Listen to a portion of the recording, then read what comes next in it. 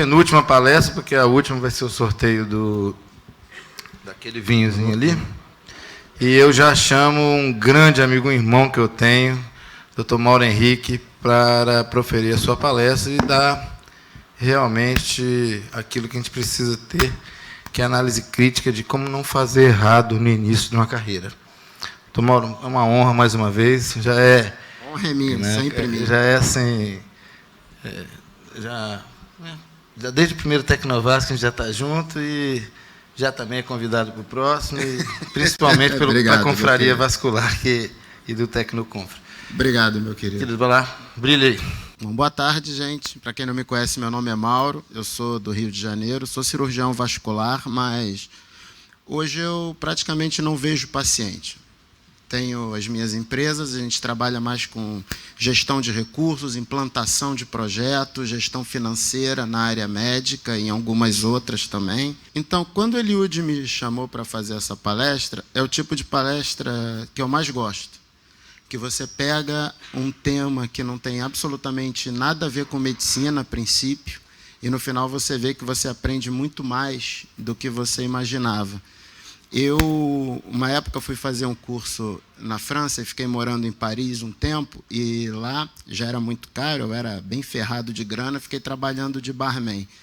Eu acho o seguinte, medicina a gente aprende na faculdade, na residência, nos cursos e com nossos colegas, mas a gente não aprende quase nada de gestão. Eu aprendi demais com esse pessoal que a gente, às vezes, não dá tanto valor. Eu até recomendo a todo mundo, porque todo mundo aqui frequenta bar e restaurante. Passa uma semana acompanhando, que você vai ver que a sua gestão de consultório, provavelmente, ela está totalmente errada. Você vai aprender a se relacionar melhor com o fornecedor, com o aluguel, com um monte de coisa. Agora, na pandemia, então, o pessoal que trabalha em bar e restaurante sofreu demais e deram um banho em muita gente para conseguir manter o seu negócio, muitas vezes fechado, sem poder vender, vendendo em delivery por 2 anos inteiros, e muita gente conseguiu sobreviver. Então, a gente, às vezes, tem que aprender muito mais com pessoas que nós consideramos mais humildes e que realmente têm muito a ensinar para a gente. E prova disso é isso aqui. Qual a relação? Para quem não sabe, esse aqui, de barba branca, é o Alex Atala. Ele é o chefe executivo e dono do restaurante Dom, tem 2 estrelas do Michelin em São Paulo, sempre, em todos os anos, está entre os 100 melhores restaurantes do planeta, é um gênio. Do lado dele, Gustavo Cerbasi, consultor financeiro, muita gente conhece pelos livros de educação financeira. Alex Atala tem um canal no YouTube que ele ensina a cozinhar pratos mais simples. Aqui, por exemplo, arroz e feijão. Enquanto ele cozinha, eles trocam um papo, uma ideia, e o Gustavo Cerbasi vai explicando como os processos de cozinhar têm a ver com a sua saúde financeira e como você vai bem. Está disponível no YouTube para quem quiser. Aqui, a nossa empresa participa muito desse evento, o CEO Summit. Para quem não conhece, é um evento onde os principais gestores de empresas brasileiras, seja dono, diretor, engenheiros de produção e etc., participam, e está ali o Alex Atala falando para esse povo que gerencia Ambev, gerencia Vale do Rio Doce e tal. Então, se esse pessoal acha que tem a aprender alguma coisa com o cozinheiro, a gente também tem que abrir um pouco a nossa mente para isso. Bom, eu peguei mais uma parte de gestão, não só de ficar fazendo drink e tal, mas vamos supor que você é um barman que você vai montar o seu negócio. A primeira coisa que você vai pensar é o local onde você vai montar o seu negócio, qual público você vai atingir. É um nível de bar assim, em Bangkok, ou é o Xi'an, no Rio de Janeiro, com essa vista linda, ou você vai montar o bar do Bode Cheiroso, lá na Tijuca, no Rio de Janeiro, e ficar fazendo caipirinha em rabo de galo. Ou o bar do Momo, também. Inclusive, são bem simples, mas um monte desses aqui sofisticados já fecharam e eles estão há 50 anos abertos. Então, o médico, quando ele vai começar o negócio dele, você tem que decidir primeiro se você vai atender aqui ou você vai atender aqui. Não tem um melhor que o outro, mas são públicos totalmente diferentes. Nesse de cá, você vai fazer laser, vai cobrar mais caro, seus custos também são mais altos. Lá, você vai fazer espuma, escleroterapia, não que não possa fazer no outro. Mas essa decisão é a implantação do negócio. Você tinha que pensar nisso antes de abrir. A maioria dos médicos abre e depois vê o que vai fazer da vida. Já é o meio caminho para dar errado. Tem equipamento, desde as coisas mais simples do bar até aqui, tudo é contabilizado. A única diferença disso daqui para uma Flebosuite, eu dei uma aula sobre parte financeira de Flebosuite agora em São Paulo, não tem nem um mês. A única diferença disso aqui é preço. É se você vai se endividar mais ou menos. Até dando aula a gente chegou à conclusão que se você for pagar sua Flebosuite de R$600 mil em 4 anos, você nunca vai pagar. Você vai trabalhar o tempo todo no prejuízo até quebrar. Mas isso é papo para outra história. Só para vocês entenderem que conta tem que entrar nessa equação aí. Outra coisa importante que a gente aprende trabalhando é organização. Esse é o Amerino Spencer, um dos maiores barman do Brasil. Olha a organização das taças, olha os bitters ali embaixo. Aquela garrafa saiu de um lugar e ela vai voltar para o mesmo lugar. O médico normalmente só tem organização aqui, na mesa de cirurgia. Porque não adianta você ser organizado aqui, porque normalmente é alguém que organiza para você, e a sua mesa do consultório ser assim. Isso aqui você perde dinheiro pra caramba. O que a gente aprendeu lá em Paris, a gente usava muito o método de organização, que é o 5S. É um método japonês que foi desenvolvido depois da guerra, que as fábricas japonesas eram muito ruins, muito ruins. E eu não vou entrar nesse detalhe, mas uma dica que eu dou para vocês. Etiqueta. Na sua mesa tem que ter etiqueta. Uma etiqueta assim, escrito celular, você bota ele em cima. Grampeador, você bota ele em cima. Computador, ele vai ficar ali. Isso parece uma bobagem, mas no dia que você entrar no seu consultório, olhar para a sua mesa e o grampeador não tiver, você está vendo a etiqueta.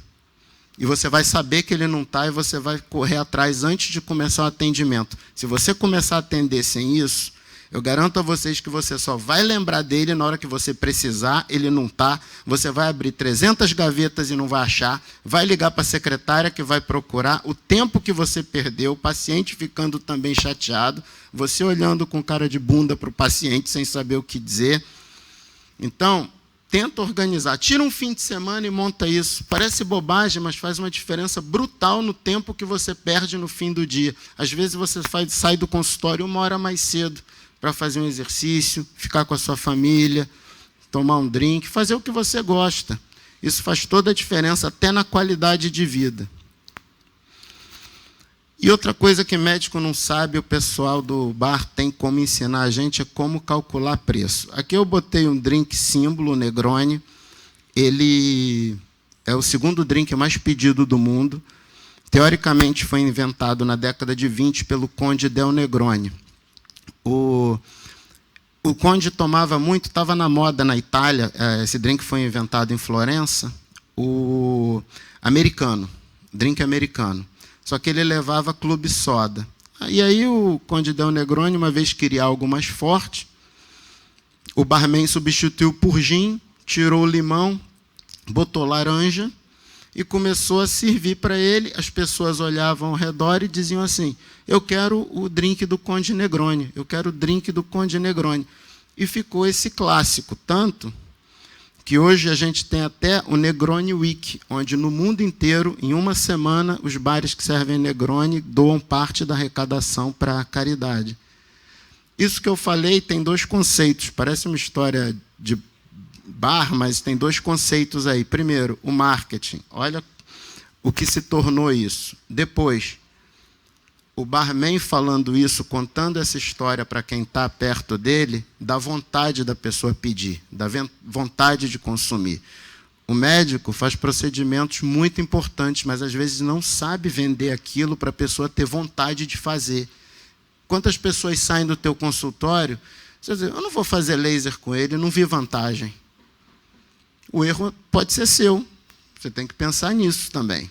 Você não sabe vender o seu procedimento, que você tem certeza que é o melhor. Você não está enganando ninguém.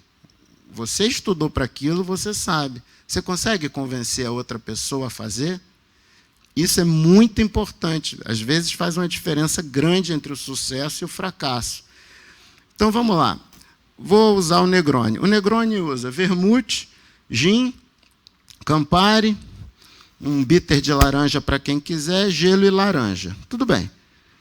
Então, vamos lá. Primeiro, nos insumos. Preço de tudo que você vai colocar nele. Custo fixo. Você vai usar 30 ml da garrafa lá de gin, custou R$ 9,20. Tem os custos variáveis, você tem que botar aí imposto, você tem que botar reposição. Se você for num restaurante pedir um vinho e quebrar a taça, ele não vai te cobrar, mas aquilo custa. Então, ele tem que botar isso na conta. Quantos médicos fazem isso com o procedimento que estão fazendo? Normalmente, o médico faz o quê? Se eu estou atendendo no bairro tal, quanto é que o pessoal cobra aqui no procedimento tal? R$1.000. Então vou botar 800, porque de repente 800 eu estou começando. Você não faz uma análise de custo nenhum para começar o teu procedimento. Você pode estar perdendo dinheiro para caramba ou estar deixando de lucrar o que você poderia. Então, olha, um custo básico de insumos, nesse exemplo, R$ 24,00 mais os custos variáveis. Vamos dizer que deu 28. Agora eu tenho um dado na mão. Se eu vender isso aqui por 27, eu vou fechar em 5 meses, 3 meses. Se eu vender a 32, eu vou fechar em 1 ano. Eu tenho que saber calcular quanto eu quero tirar de margem de lucro também. Vocês sabem dizer quanto em cada procedimento vocês têm de margem de lucro? Isso é que é importante. Se você decidir que precisa de 15% de margem de lucro no seu procedimento e você está tirando 12%, se você não tiver esse dado na mão, acabou, gente, você está perdido. Então, o médico, como eu falei, ele tem que calcular preço, porque às vezes o que ele acha que está juntando ali no porquinho, tem um furo do lado que está saindo. Então, você tem que botar o band-aid ali. Isso que é o mais importante.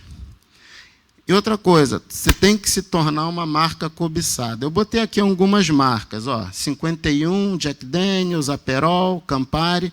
O que todas elas têm em comum? Vocês são do Espírito Santo. Vocês sabem que a 51 está longe de ser a melhor marca de cachaça, mas é a mais vendida. Você não precisa ser o melhor naquilo que você faz. Você tem que saber se apresentar como um médico que seja adequado, que as pessoas queiram procurar e tudo. Isso é que é a diferença. E como você vai fazer isso? Aqui, em marketing. Henry Ford falou isso. Se eu tivesse $1 único, eu investiria em propaganda.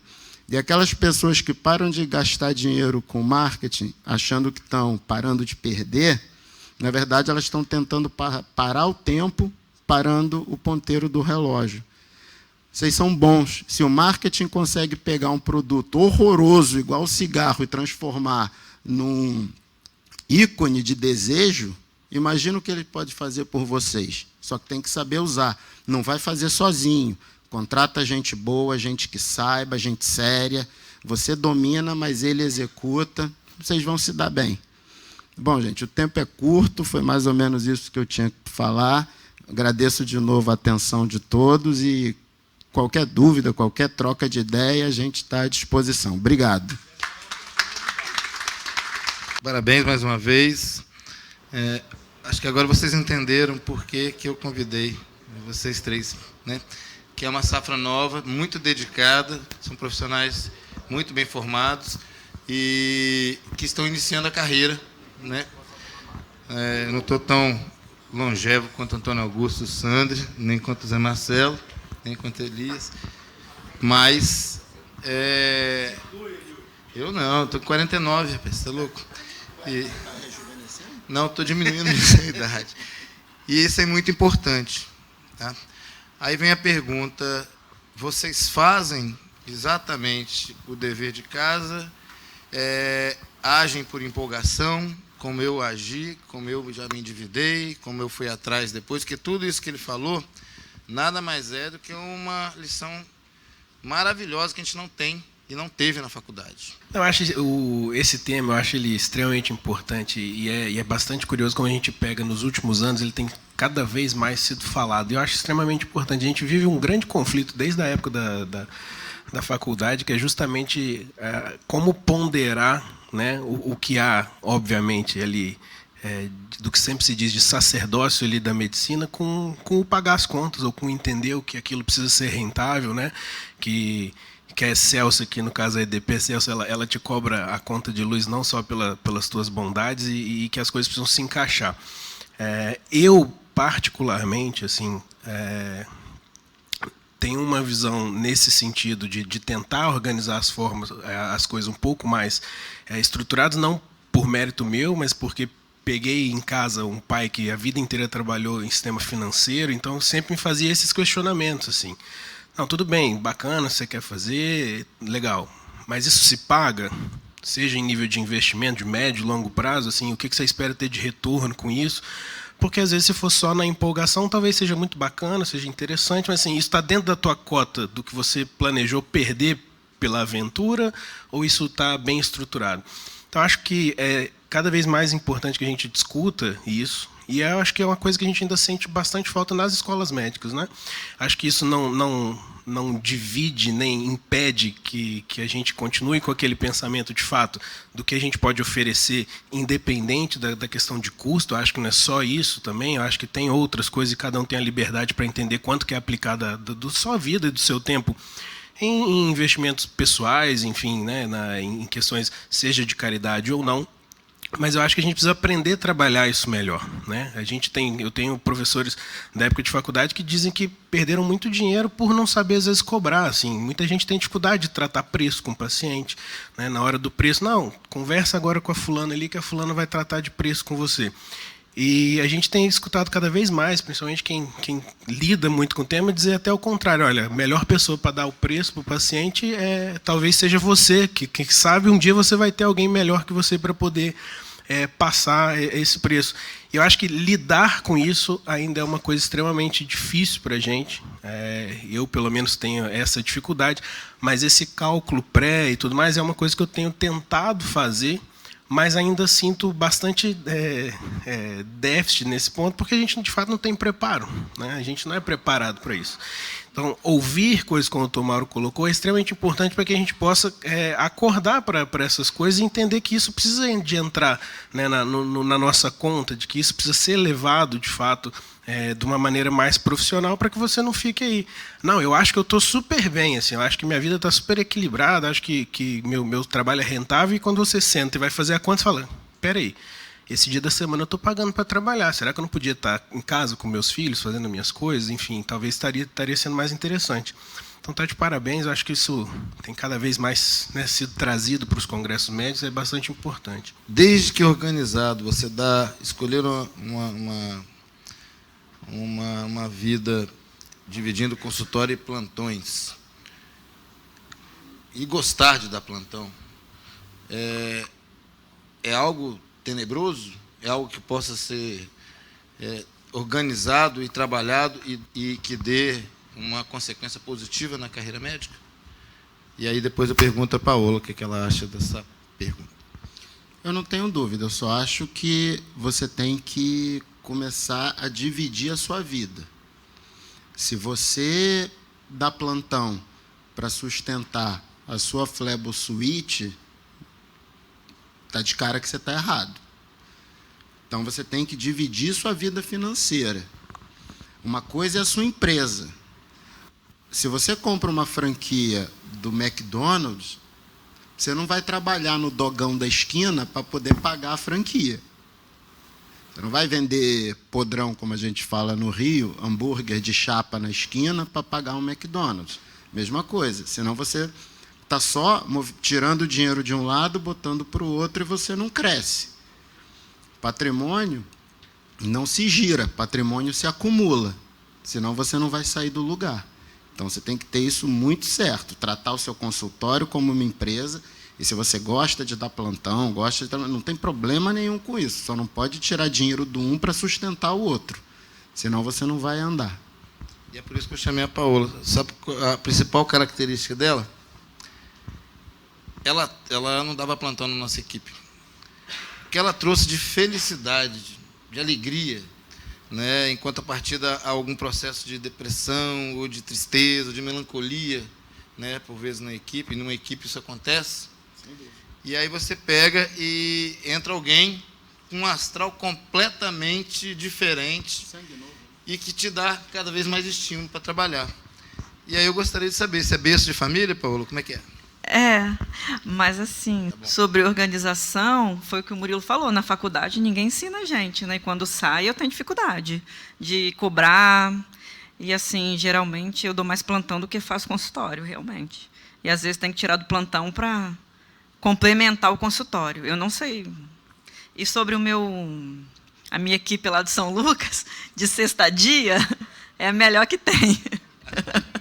A gente percebe também quando a pessoa é organizada, tenta se organizar. Eu já fui aliás, sou extremamente desorganizado dentro de casa, graças a Deus. A Valéria me ajuda em 99% do que eu faço.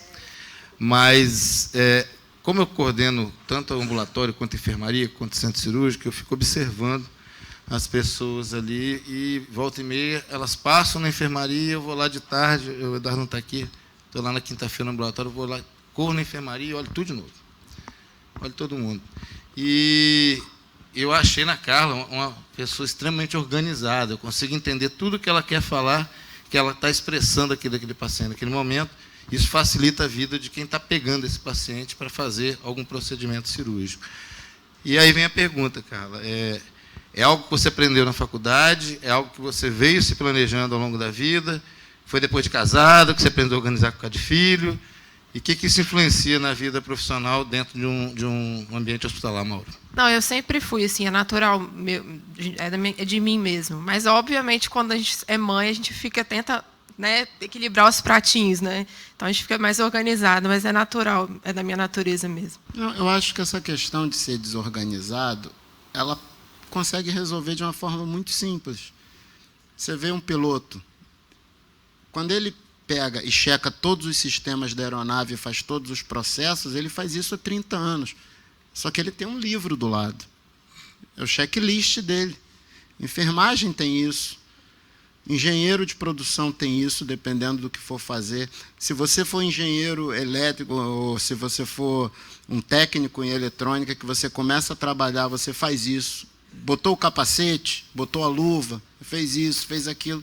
Então, você também pode criar isso para você. Você cria um papel, onde tem o que você deve fazer, e pronto. Você vai lá, vai checando, vai dando um X. Faz uma vez, depois é só xerox, só ficar imprimindo o negócio. Aí você não vai errar nunca. Primeiro, as perguntas, parabenizar a palestra do Eliud e do Dr. Túlio. A questão da matriz extracelular e desses novos componentes células-tronco, qual é o custo mensal para a gente implantar essa terapia para o paciente? Se os planos de saúde liberariam essa tecnologia com custo mais reduzido ou sem custo? E como a gente implanta isso para a população em geral, principalmente aqui no Brasil, que nós sabemos que grande parte da população tem uma renda baixa e sabemos que a prevalência das doenças que geram úlcera são notadamente nessa população. E segundo, em relação à palestra do Mauro, que é sempre especial, talvez o resumo disso seria você começar a pensar quanto você ganha líquido por hora trabalhada. E você tem que calcular todas as variáveis, como você citou, inclusive o custo da gasolina quando você vai para o plantão. E o plantão em si, por mais que a gente ame da plantão e a equipe, nós sabemos que nos últimos 10 anos, eu faço uma pergunta, quanto vocês recebiam há 10 anos atrás e quanto vocês recebem hoje para dar 12 horas de plantão? O grande problema do plantão é a desvalorização do seu próprio trabalho. Então, hoje a gente não tem valorização para dar um plantão. E isso não tem perspectivas de mudança a princípio. A gente está vendo aí a cooperativa brigando para manter o posto de trabalho, quiçá para recuperar o poder de investimento que foi perdido pela inflação. Então, talvez a grande maioria dos novos formandos hoje está fugindo para a área da flebologia exatamente pela baixa remuneração. Então, se você hoje, vamos supor, pegue um plantão por dia, que às vezes é extremamente cansativo, dê 30 plantões por mês, bruto você vai receber cerca de R$30 mil. Nisso, na grande maioria das vezes, já incide imposto de renda na fonte, fora os custos que você tem de deslocamento e tudo mais relacionados a isso, você fica com metade disso, e o custo é cada vez maior. Uma escola de um filho que você paga hoje vai 30% disso. Então, assim, a grande parte da desvalorização e, vamos dizer assim, da migração para as novas técnicas é isso, é porque o plano de saúde não cobre. É porque você consegue uma valorização da sua hora trabalhada muito maior. Então, eu acho que talvez é aí que a gente tem que atacar esse ponto. Se quer manter um sistema de plantonistas no hospital, você tem que ser bem valorizado pelo que você faz. O risco que você assume ao atender um paciente de flebologia, por mais que a gente saiba da questão dos riscos jurídicos, é muito menor do que você receber um paciente de urgência e emergência num pronto-socorro, de uma ruptura de aorta ou qualquer uma doença maior. E, eventualmente, você tem um desfecho negativo. Não só psicologicamente, satisfação pessoal do seu trabalho, em ver um resultado, às vezes, tecnicamente. Tecnicamente não, porque a gente tecnicamente é muito bom. Mas, às vezes, não depende só da gente. Mas todos esses aspectos têm que ser levados em consideração. Sem dúvida, Cleus. Eu não vejo perspectiva de melhora de salário médico, não. Eu tenho uma empresa que emprega muitos médicos, assim. A gente, quando faz uma licitação, a gente tem que se manter dentro do orçamento, a gente não ganha.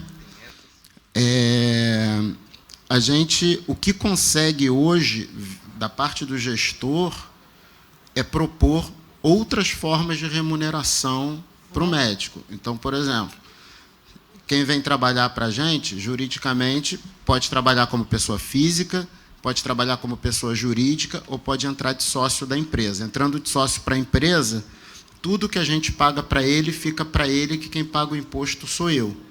Mas é o que a gente consegue fazer. O nome disso é oferta e demanda. Não tem jeito. Enfermagem passou por isso e está hoje, como a gente sabe. Direito passou por isso. Tiveram que botar até uma prova para poder selecionar.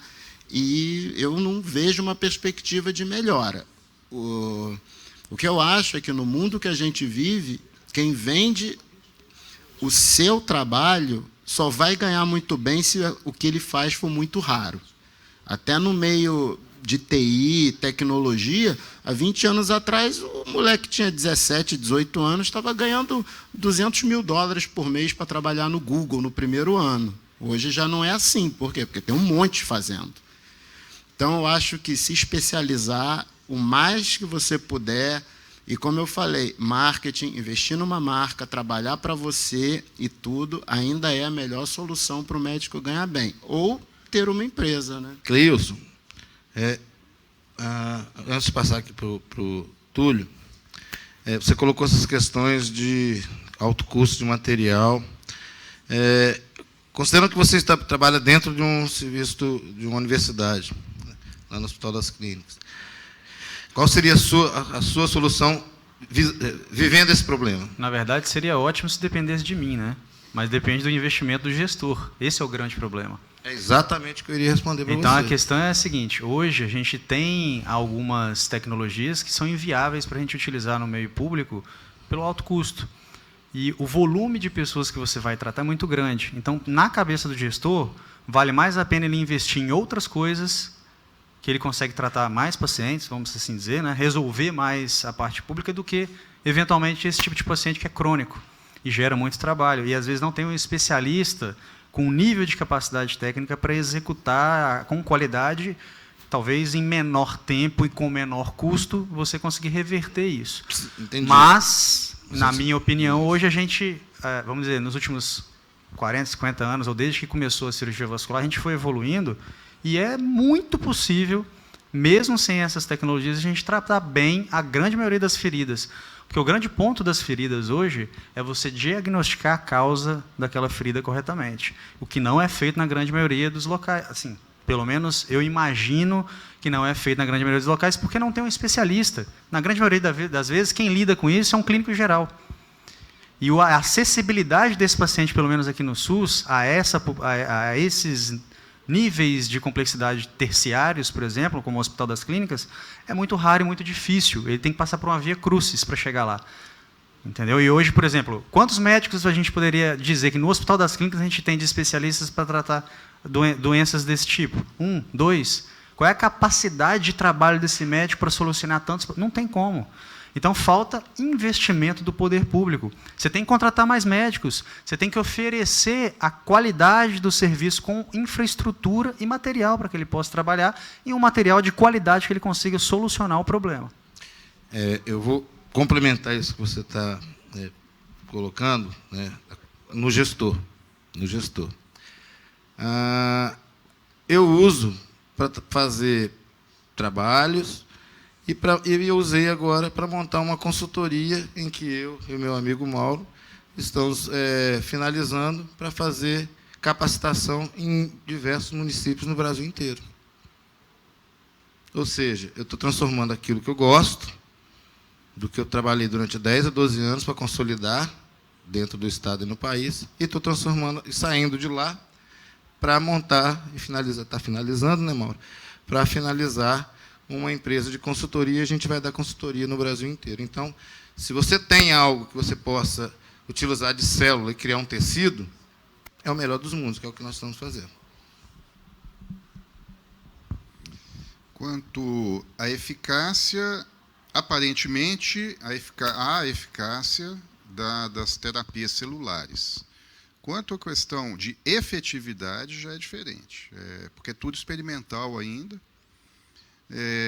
Não existe um padrão, igual eu coloquei ali, não existe o melhor tipo de célula para esse ou para aquele tratamento, nós ainda temos que evoluir nisso. E o grande desafio é encontrar exatamente uma maneira barata de extrair essas células-tronco. O nosso protocolo, nós temos esse estudo que está parado, na verdade, até por falta disso mesmo, de investimento, mas é um protocolo extremamente barato, porque nós fizemos isso pensando exatamente na nossa população do SUS. Existem outros protocolos que têm máquinas prontas e tudo, mas nenhuma foi comprovado a eficácia delas, em nenhuma. Eu uso aqui porque funciona e tudo. Funciona porque eu estou acreditando na sua palavra, né? Porque de comprovação não tem. Agora, com essas palavras aqui do nosso vice-presidente da SBCV de Minas, né? De Minas, né? Carlos, eu gostaria imensamente de agradecer a todos os senhores, né, os heróis que chegaram aqui, os heróis da resistência, que sempre chegam no final do evento, e precisava de ter uma palestra como a do Mauro para ter esse tipo de, ainda ter algum tipo de público, né, e o Túlio. Agradeço imensamente a participação de toda a nossa diretoria da SBCV, agradeço profundamente a parceira de fato da sociedade hoje aqui, que é a Cooperativa de Angiologia e Cirurgia Vascular do Espírito Santo. Sem ela, eu não teria feito essa jornada. Agradeço ao Vanderlei, em nome do Vanderlei, o meu amigo Enzo, que está aqui representando toda a cooperativa, e todos os demais colegas. Eu gostaria novamente de agradecer a todos e vou dar aqui a palavra ao nosso presidente para ele encerrar a nossa jornada. Muito obrigado. Bem, eu acho que essa jornada foi muito interessante, muito gratificante. Os conhecimentos aqui, eu acho que são, não sei nem o que dizer.